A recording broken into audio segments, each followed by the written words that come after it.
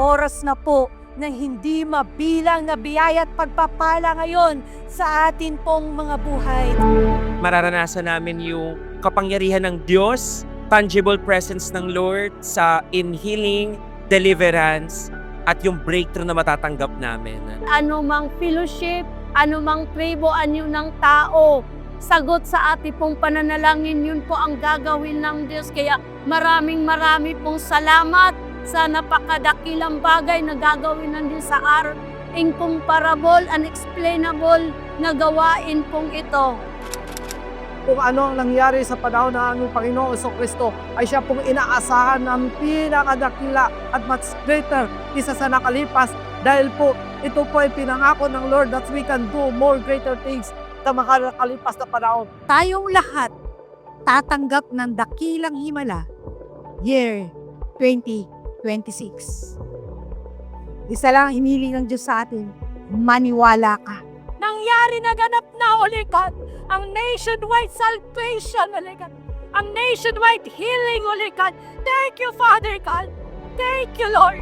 In Jesus' mighty name we pray, our Lord, our shield, and our victory forever. And everybody say, Amen. Walang imposible kay Jesus. Kayo naman ang gagaling ngayon.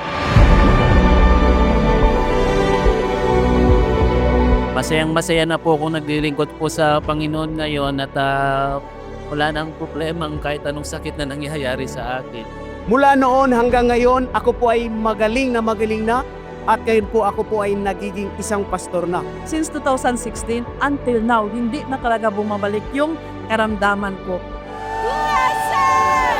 Victorious! Triumphant! Anniversary! Oras ng himala! Isang bagay ang natutuhan ko sa Panginoon sa loob ng 40 years at hindi ko ito pwedeng kalimutan. Dahil lahat ng karanasan mula sa Kanya ay nakatala sa langit at nakabuo sa iyong pagkatao. At kahit siya ka pumunta, ano man ang sitwasyon na hindi na siya pwedeng kalunin. Kung saan may ginagawa ang Diyos, pumunta ka ron. At pag ang ginagawa niya ay dakilang bagay ang tatanggapin mo.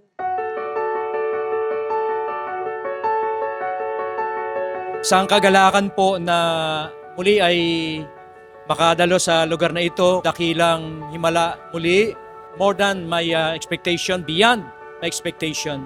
Maranasan ang kamangha-manghang dakilang bagay na gagawin ng Diyos dito sa dakilang anibersaryo ng Oras ng Himala, ika-33 anibersaryo po na may temang Christ Power in Action.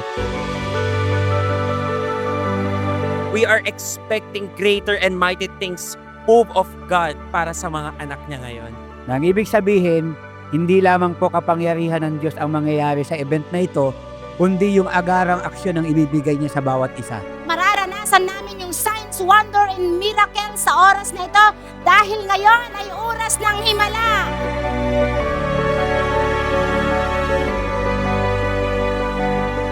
Na-invite po ako ng pinsan ko na lagi raw kong manood sa TV ng Oras ng Himala.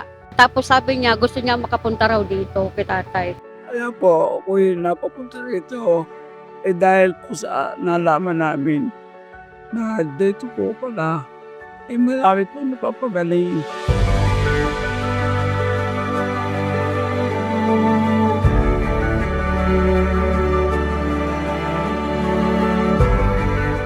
Blessed 33rd Anniversary! Oras ng Himala!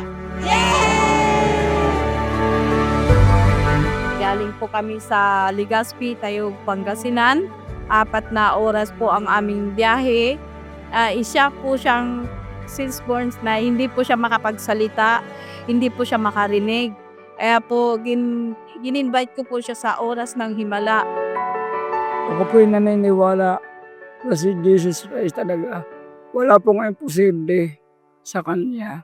Ang expect ko po talaga makarinig siya, makapagsalita siya. Uwi po ako ngayon sa Santo Niño de Pasig. Magaling na po ako. Dahil nagkiniklim ko, ang Panginoon ay nagpapagaling sa Oras ng Himala. Sa TV5, 8 months na akong nanonood. Araw-araw walang palta. Talaga iniintay ko kasi parang masarap matulog pagka nakakapanood ng ganon. Nakita ko yung mga gumagaling sila. Kaya naano ako na pumunta rin dito. Excited ako. Masayang-masaya ako kasi mamimit ko si Lord. Open Heaven 33rd Anniversary! Christ, power, and action!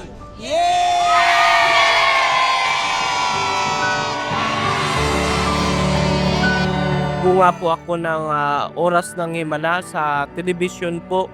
At ako po may dati na may sakit at may buhay na patotoo po na may himala sa Oras ng Himala. Lahat ng uring himala, kagalingan, pagpapala, kalayaan, kaligtasan ay siya pong gagawin ng Diyos at hindi lang po yun na maligtas at gumaling kundi tuloy-tuloy po siya sa pamumuhay kagaya ng Panginoong Jesucristo. At matanggap ng lahat ang pinangako ng Lord sa Christ power in action. Sapagkat ako po'y naniniwala ang ating Diyos po'y makapangyarihan because He is a God of miracle with signs, wonders. Totoo talaga na ang Oras ng Himala ay merong himala.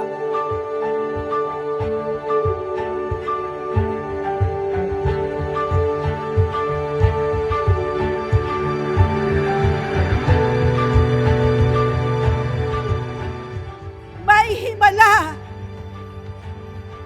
sa Oras ng Himala.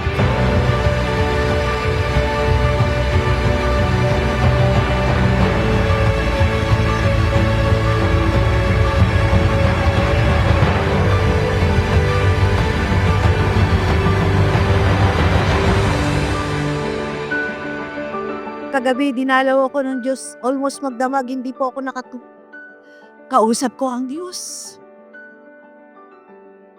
Ang sabi niya, ang mapatayang pananampalataya ay kanyang bubuhayin. Ang patay na negosyo ay kanyang bubuhayin.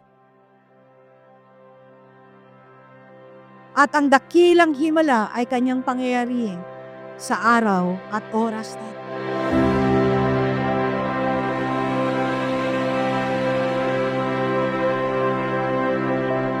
Ako po'y Tagalubao, Pampanga. Ako po'y bunga ng Oras ng Himala sa telebisyon, sa Facebook, sa YouTube. Ako ay nagkasakit na sa puso.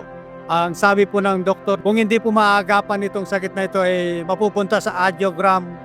Dahil po sa panonood ko kay tatay sa Oras ng Himala, doon nag-umpisa yung kagalingan na natamo ko sa pakikinig sa panonood sa Oras ng Himala. Sa tuloy-tuloy ko pong pagpapanood ng Oras ng Himala sa TV, di na po ako sinusumpong ng epilepsy. Apo'y pinagaling na ng Panginoong Yesus.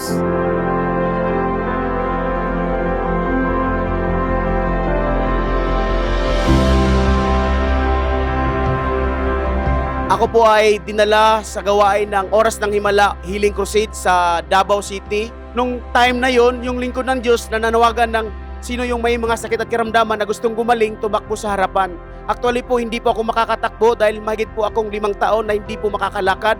Talagang lantang gulay, paralyzed, at doon nangyayari unti-unti pong nawawala yung aking panghihina, yung aking pamamanhid, yung aking tiyan na matigas, unti-unti pong lumalabas yung mga hangin. Hanggang sa ako po ay lumalakas na talaga at ako po ay nakapunta sa harapan, pinalakan ni tatay, pinalundag-lundag at doon ako po ay totally po na pinagaling po talaga ng Diyos ng Himala dito sa Oras ng Himala. Marami pong salamat. Dakila, kapagmahan, patuwid, banal, at kapat naming amang sumasalangit. Ay pinunawa mo sa buong Pilipinas, sa buong mundo, sa church, kung bakit kami nandito ngayon.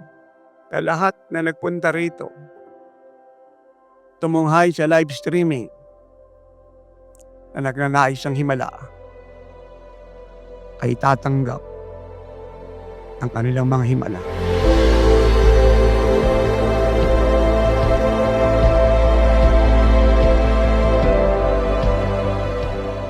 Lahat ng sakit yung sinasabi niya, wala na kayo nararamdaman? Wala na po, okay. Ang sabi po niya, hindi po siya nakakatakbo, hindi po siya nakakalakad, pero po ngayon kaya niya na pong tumakbo. Ang kanya pong patay na 2 paa ay nakakalakad na. maglalakad na kayo nang wala ito. Wala to. Sige po, itaas nyo. Sige. Sige, lakad. Sa ganung pagkakataon, nakalakad uli ako no. Tatay, kaya hindi ko ma-explain sa sarili ko yung tuwa. Kaya naiiyak po ako. Isigaw mo ng malakas, sino nagpagaling sa'yo? Jesus! Nandito ang doktor natin na tunay! Hindi doktor-doktoran! Si Lord ang doktor natin! Hindi na. Halika na! Talo na naman si Satanas sa oras na himala.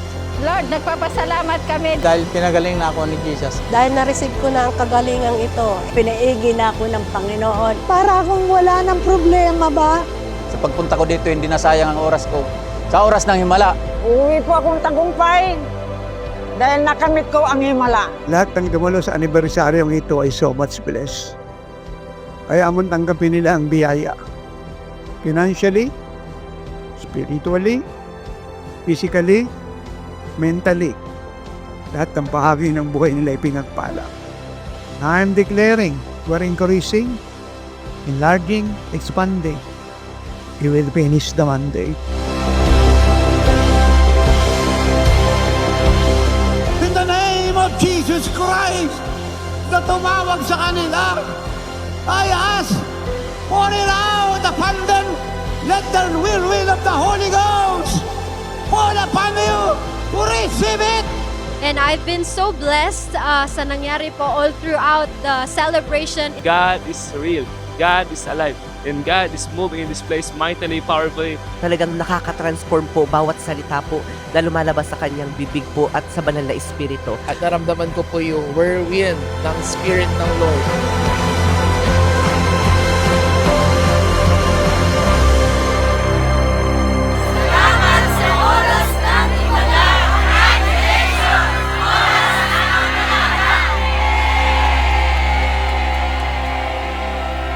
At lahat po ng nakatanggap ng iba't ibang klase ng himala sa lahat ng aspeto ng kanyang buhay na lumaya sa iba't ibang mga sakit at karamdaman sa gawa ni Satanas at pinanahanan ng Diyos at ginawa niyang kagaya ng Panginoong Kristo ay pumalakpak ng malakas na malakas. Blessed, glorious 33rd Living Like Jesus Anniversary!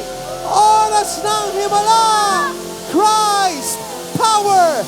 In action! In age! In every! Alive!